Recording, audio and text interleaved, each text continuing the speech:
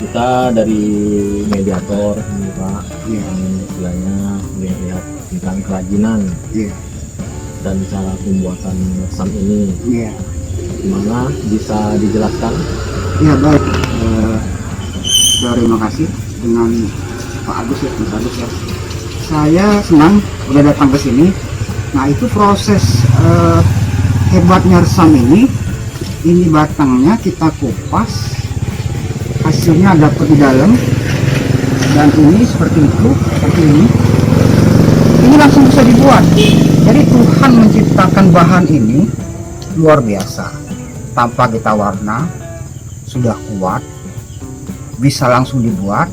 Nah, jadi para pelaku ekonomi kreatif bisa memanfaatkan resam ini, tumbuh liar di alam, udah ditanam sama Allah, tinggal kita ngambil, banyak di pedesaan-pedesaan. Inilah satu misi saya, bagaimana masyarakat di pedesaan itu, khususnya yang punya waktu luang, ayo kita manfaatkan.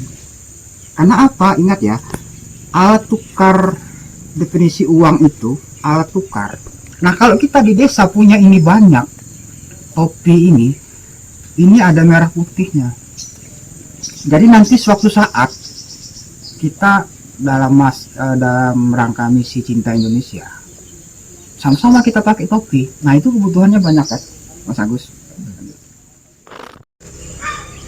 Nah ini kan jujur ya, tingkat kesulitan kita adalah karakter. Orang Indonesia itu dia bikin baru ada order baru dia bikin. Wah nggak ada pesanan Pak, ngapain bikin, ya kan?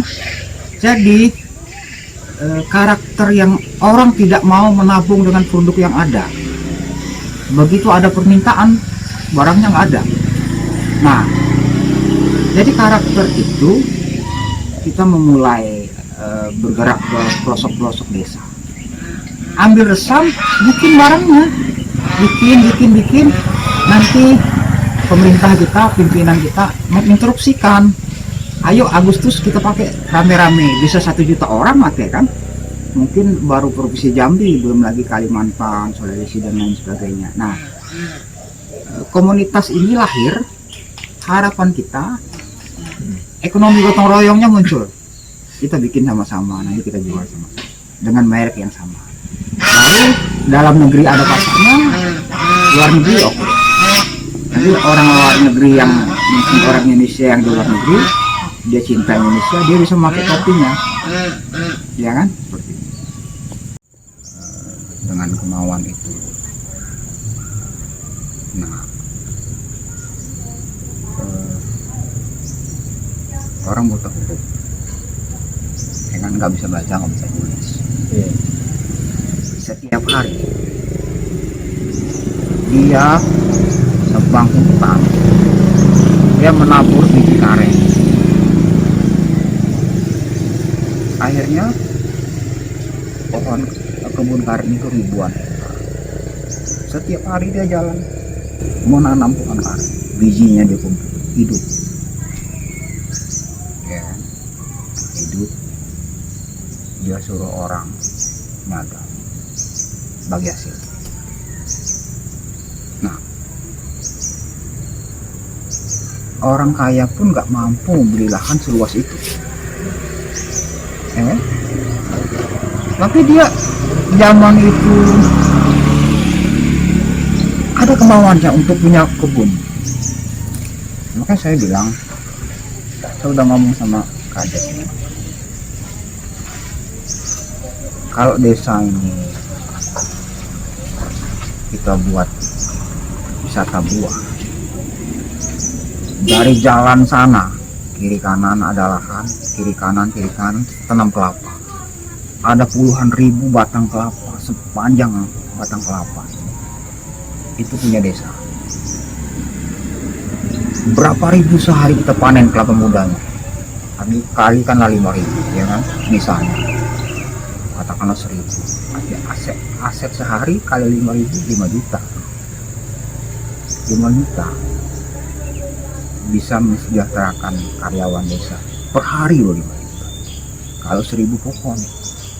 Nah, artinya potensi sepanjang jalan ada berapa kilo, 15 kilo kan, terus berpotensi. Tapi apa daya kan, sebuah kekuatan gagasan itu ketika tidak didorong dengan kemauan.